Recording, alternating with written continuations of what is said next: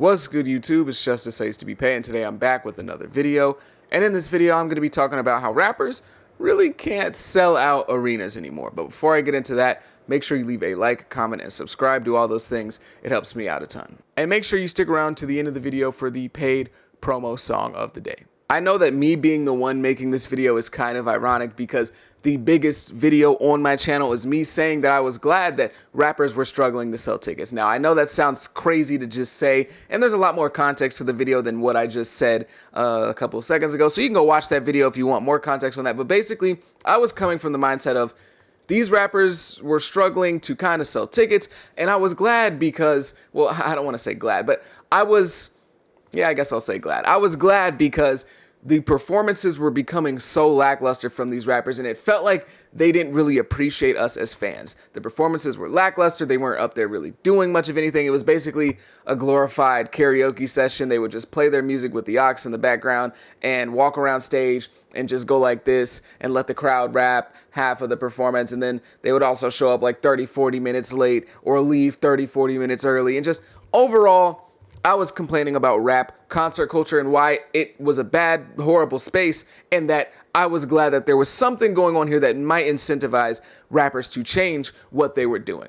But as of recently, as I've been watching these rapper tours and seeing how they've performed, it's really come to the front of my mind that the number of rappers that can really sell out these bigger arenas, these NBA-sized arenas, that like 14,000 to 20,000 range, the number of rappers that can really do that is becoming smaller and smaller by the day. Like, there are less and less rappers that are capable of doing this and really selling out these arenas. And I'm not talking about arenas that seat 5,000 to 7,000 or maybe 10,000. And I'm not talking about massive superstar level, football stadiums, but I'm just talking about these NBA sized arenas.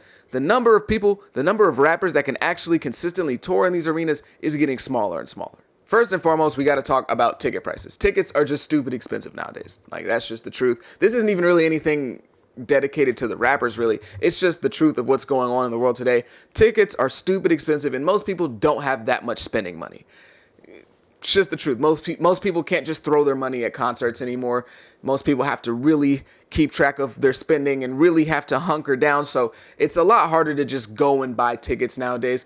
And if you're going to see like a bigger rapper, tickets are kind of gassed up, okay? So if you're going to see a bigger rapper with some decent seats, let's not say like pit seat, well, I guess there's no seats in the pit, but let's not say like the pit area or like VIP seats or front row seats. Let's just say like 100 level seats. Like, most venues have like an 100 level that are like in the middle of the stadium, or the arena, I should say. Those are like 150, bro. 150 if you're lucky, all the way up to like 250 if you've been like kind of missing out and slacking out and like the performances have started heating up and people are buying these tickets more and more. You might be spending like 250. Then you got to add on the fees as well. Then you got to add on the parking and the food and all. So overall, you're going to be spending a pretty penny to go to a concert nowadays. And that's just not something everyone can do anymore. You can't just fork up the money out of anywhere nowadays. And most of the time, that is due to resale culture because, when people drop tickets, a lot of people will buy them up and then resell them. So it's not all the way just like the base prices that are this ridiculous. More times than not, it's resale prices that you're getting when you buy concert tickets, 2 weeks out, a week out, maybe even 3 or 4 weeks out. Like, sometimes it's resale that really upcharges the price of these tickets. So that's not, all the way again on the rappers, but still, that's just a reality of the situation when it comes to tickets. But even still, with the base ticket prices, those can be super expensive as well. Recently, Ice Spice just dropped, like the announcement that she was going on tour, and she's in super small venues. When she's coming to Arizona, she's going to be, and this is no disrespect to Ice Spice, but like, she's going to be in a venue that's like 1,500 capacity. That's a very, very small venue. And the base ticket price, it's all general admission, there's no seats, is $95. $95. So you can add on about $30 worth of fees. It's probably about $120. But $95 for a base ticket to go see Ice Spice in a super small venue where it's first come, first serve. There's no seats. There's none of that. That's kind of crazy. Like, shout out to Ice Spice, but $95 for first come, first serve general admission tickets. I don't know, bro. Like, that's kind of pushing it. The days of like finding out about a concert a couple days before and just like, oh, I want to go, and just buying the tickets are kind of gone. Like, Going to a concert is a big commitment financially for most people nowadays. You know, some of y'all, maybe y'all watching this video, y'all just getting money like that, so you can just go whenever. But for most people, for most of us, it's a lot harder to just up and go to these things because they cost a lot of money.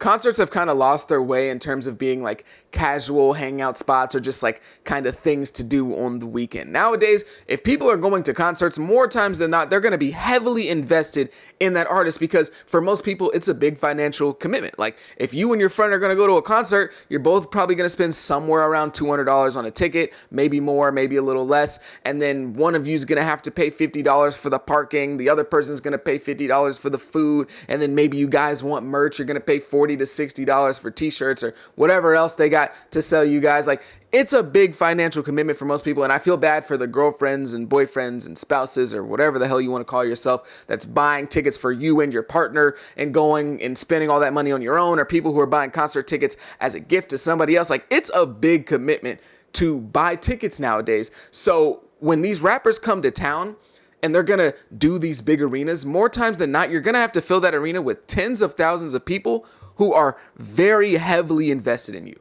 Like there's not, unless you're like a Drake or a Kendrick where like you coming to town is kind of like a moment type of thing. Like people will just go just because it's Drake, just because it says Drake on the ticket, and maybe they're not the biggest fan. But if you're not that level of artist, like that legendary status, most casual fans aren't really going to want to go. Most people who aren't that interested in you might pass on it because it costs a lot, bro. Like, you know, I like some of their songs, but I don't know every single album. If I'm somebody that doesn't like every single Lil Baby song and every Lil Baby album, maybe I'm reconsidering like, do I really want to go? Like, I like some of his music, but I don't know if I want to be there for 2 hours and spend $250 on somebody who I'm not that invested in. So for these rappers, more times than not, you're going to have to fill these arenas with teens of thousands of people who are all heavily invested in you 30 different times in different cities across America, and not just LA and New York. Only the really big stars in rap can kind of go on these tours in these NBA-sized arenas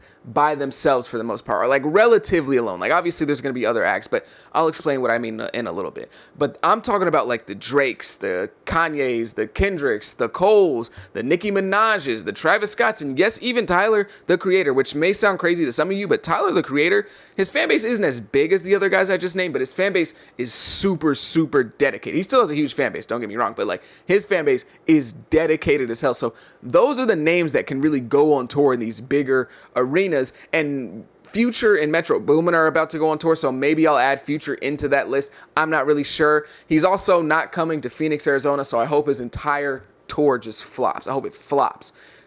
I hope it flops, Future, for not coming to Phoenix, Arizona. But that's besides the point. But you understand what I'm saying.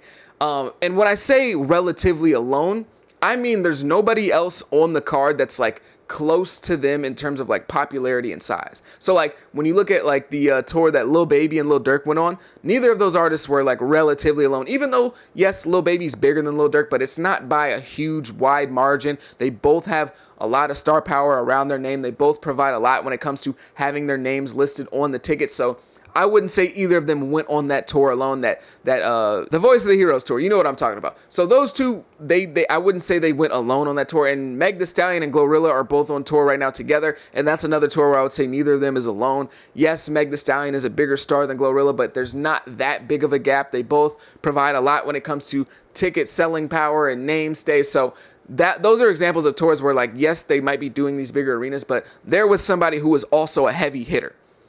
Drake, Kendrick, Cole, Nicki, they can go and be that heavy hitter and maybe have some cool artists underneath them. But for the most part, everyone's there to see them and them alone. While the Meg and Glorilla thing is like, yes, people love Meg, but Glorilla is there as well. I know it's a little bit of like beating a dead horse, and I know that Lil Baby's probably tired of being used as the example for this, but when it comes to these artists not being able to sell out these massive arenas, you got to look at Lil Baby. Like, I'm sorry, Lil Baby, I actually do like you a lot, but like, it's just too good of an example to leave out of this video. Lil Baby on his last project sold 215,000 copies first week. 215,000. That's a hell of a lot. That's 100,000 twice. Okay, that's a lot. All right, that's a lot. And he could not consistently sell out these big NBA-sized arenas to the point in which he had to reschedule his tour and get into some of these smaller venues. And even when he went on tour with Lil Durk and that Voice of the Heroes thing, they were struggling in some of these bigger venues. There was some issues selling tickets. And then with Durk, after he dropped Almost Healed, he was supposed to go on tour, and then he had some like health issues, and that, postponed the tour. But then the tour just ended up never happening, and Durk was supposed to go in these bigger venues, and I don't think that was a coincidence. Maybe it was, maybe he just didn't feel like touring anymore, but I feel like that might not have been a coincidence. And these are two of the biggest rappers of the last like 5 years now. Look at somebody like Gunna. Gunna's tour right now, for the most part, is in venues that seat somewhere between like 5 to 10,000 people. Look at somebody like 21 Savage. Now, I'm not trying to disrespect any of these artists. I'm just talking objectively about the venues that they're in, and like, how hard it is for these guys to be in these bigger arenas. 21 Savage was in similar venues to like Gunna, that 5,000 to 10,000 range. And he was coming off of an album with Drake, a collab album with Drake that sold over 400K first week, and a tour with Drake, and then his own album which sold over 130K first week. He had all of that going for him, and he still could not be in these bigger NBA-sized arenas. That says a lot. Now, for the most part, all of these tours do have like one thing in common, and it's that whenever these artists go to like the really, really big cities, they will do these bigger arenas like the Crypto or like Barclays in New York. Like, for the most part, in the big cities like LA and in New York, and sometimes in Atlanta, especially if that artist is from Atlanta, they will do the bigger venues. Or like Durk, when he goes to Chicago, he always does the United Center because, that's where he's from. But for the most part, in all the other cities, they are in these smaller venues. The main thing that really pushes these ticket sales is fandom. And I know you're probably thinking like, no, duh, you have to have fans in order to have a concert or to go on tour, like obviously. But what I mean by that is not just a big fan base where everyone knows you and everyone kind of likes your music. I mean a really like die-hard type of fan base, because everyone that I named that, can go in these big arenas, not only do they have big fan bases, but they have undying loyalty type fan bases like Drake, Kendrick, Ye, Nicki, Tyler. Like, they all have that type of fan base that's super, super diehard and loyal to them, to the point in which if somebody tells you that one of those artists is their favorite artist, you're probably going to be able to guess a lot of things about that person, or they may make that fandom a big part of their personality because that's just the type of fan base that those artists have. And that's one thing that I've started to notice in this modern era is kind of missing. A lot of these rappers are having a hard time building really well-connected fan bases to where it's like, man, these guys are willing to go to war for their favorite artists. Most rappers don't have that. They just kind of don't.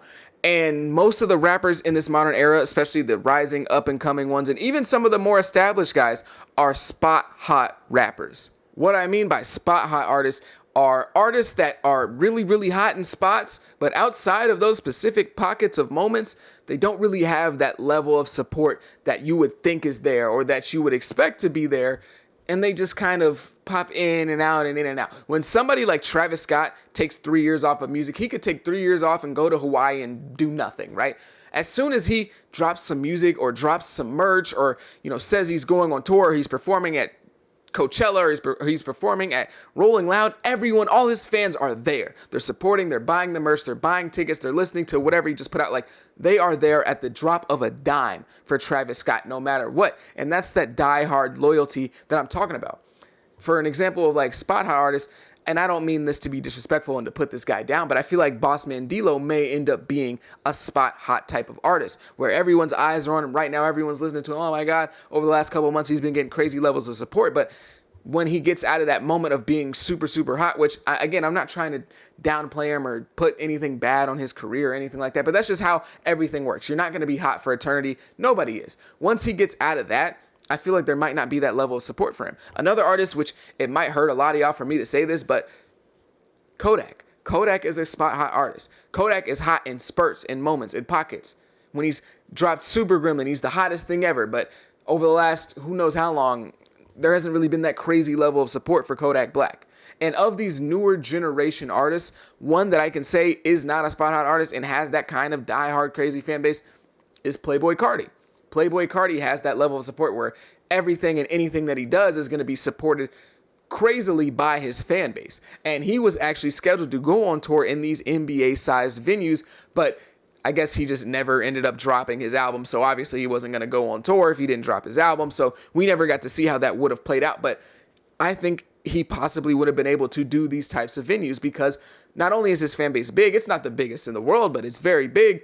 Most of his fans are diehards. If somebody's a Cardi fan, more times than not, they're a diehard. Of his fan base, I'd say like 60 to 70% is diehards, which is a lot. I know that doesn't sound like a lot, but that's a lot because most people are casual fans. But when it comes to Cardi, he's been able to build that sort of connection. And so if you were to put, let's just say, betting odds on Playboi Carti, 21 Savage, and Lil Baby, all right, they're all going to go in NBA-sized venues. Who's going to be able to have the most success? I would put all my money on Playboi Carti. Now, Lil Baby and 21 Savage are more popular than Playboi Carti, but they don't have that same level of connection with their fan base. They don't have that same level of diehards that Playboi Carti does because the diehards are the ones that are buying tickets nowadays. It's not really the casual listener anymore.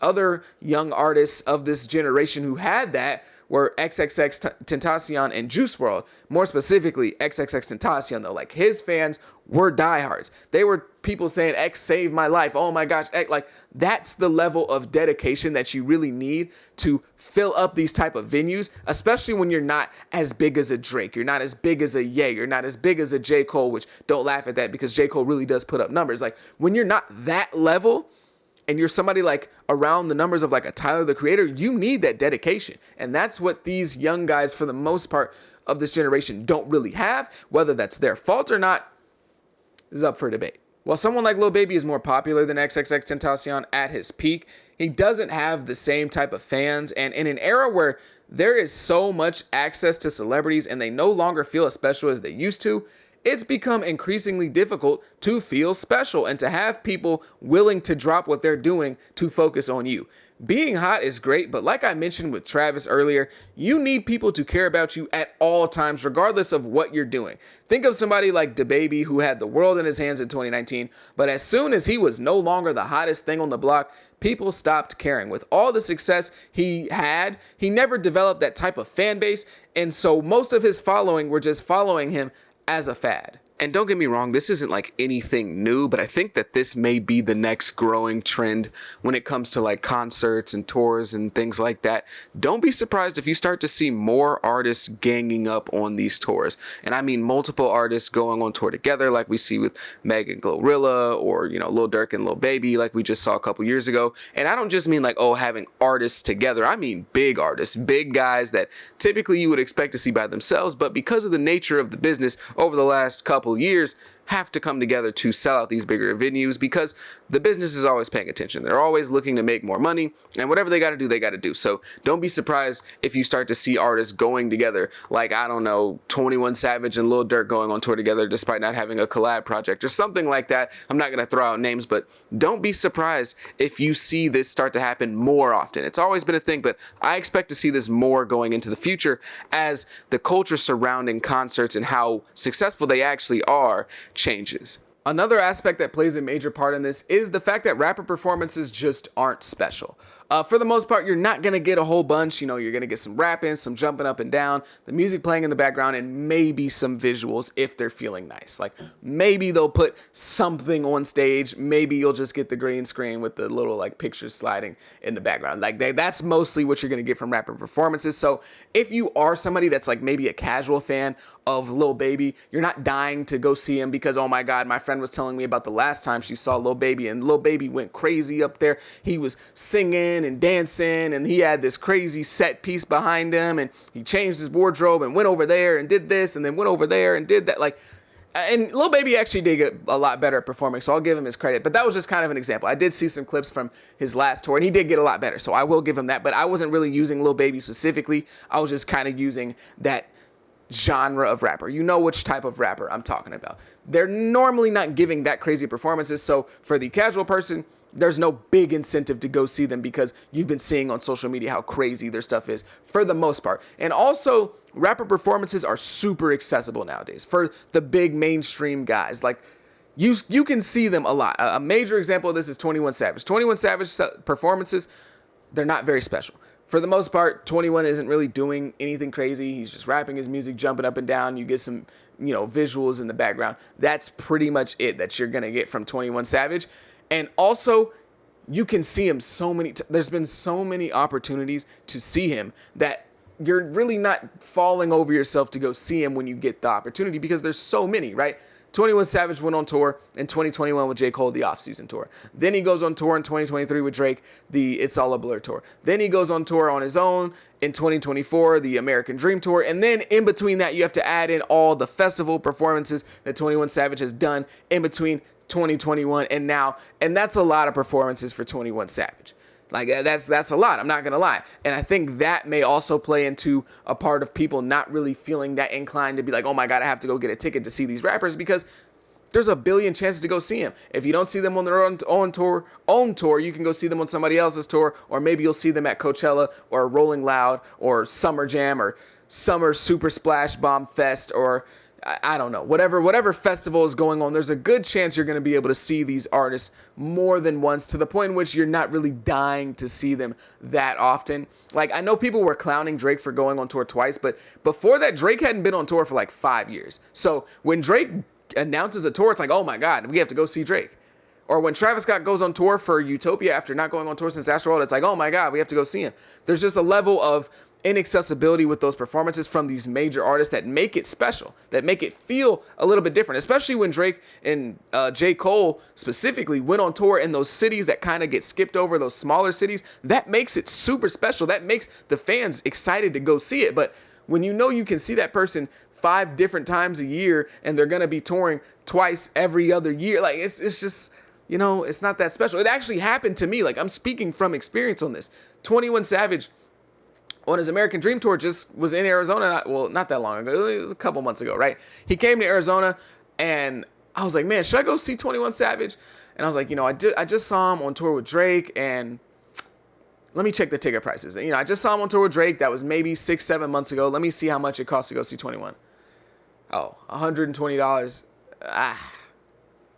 I'm good. I'll pass. And actually, I got lucky, because the 21 Savage performance in Arizona did get postponed due to like some technical difficulties. But still, you understand the point I'm trying to make here. At a certain point, these performances become so like bland in the sense of like what you actually go to see, to where you don't need to see it over and over again. Now, of course, 21 Savage has dropped music in between his, you know, different tours and performances and stuff. So that adds on to some of the anticipation. But still, for the most part, you don't really have to go see it, because for one, the performance isn't going to be anything crazy. And for two, you have so many chances to see it. Stardom is really changing in front of our eyes, and feeling special is just kind of different nowadays. It's just not the same. It's harder to feel special, and being special is a part of that draw. It's a part of the reason as to why people will pay to see you. Everyone gets to see everything all at once at the exact same time every single day on social media nowadays. And if I see you more often, it's going to be a lot harder for me to feel like I have to put money down to see you again, even though it's not the same thing as in person, but you understand where I'm coming from. With access to literally everyone, including celebrities, becoming more available, the spotlight is just getting thinner and thinner, and it's getting harder to make people want to see you. It's hard to get people to really care about what you're doing, and in return, we're seeing less and less artists capable of selling out these NBA-sized arenas. And also, I just want to end this off. I know some of you guys are in the comments like, what about Eminem? What about Jay-Z? What about... I'm talking about, like, currently active. I mean, I guess you could call Eminem currently active, but, like, he's old, bro. Like, I'm talking about guys that aren't, like, old as hell yet. Like, you know what I'm saying? So, all the older artists, like Eminem, Jay-Z, all those guys that are... I mean, Kanye's old, too, but, like, Kanye's still, like, active. So, like, he's consistently active. So, you know what I mean. I'm not talking about those older acts, those, you know, I'm talking about current modern acts who are in this modern rap space. Eminem still drops music, but he's not like in the modern rap space. Like, you're not going to talk about him in the same conversation as Kodak Black or like NLE Choppa. Like, you get what I'm saying. Like, there's just a difference there. But if you made it to the end of the video, I greatly appreciate you. I really do. Have a good day. Be safe. Enjoy your day. Peace. God knows I've been waiting. Finna get this shit my all until there's nothing left. Try not to rush myself, yeah. Cause I know I gotta work on my patience, yeah. And my feet right on the ground, I don't know why. I'm just trying to spread my wings and soar, yeah, I'm trying to fly. Cause God knows I've been waiting, yeah. I feel, I hope you feel me, nigga. Was always known to keep it thorough like a Philly, nigga. And being real don't come with trophies, you can keep your Grammys. I'm cool with learning how to fail, but I can't fail Miss Tammy. I'm damn near bleeding on these beats and I ain't nearly done. How the fuck I'm supposed to tell my pops I'm scared to be a son, damn.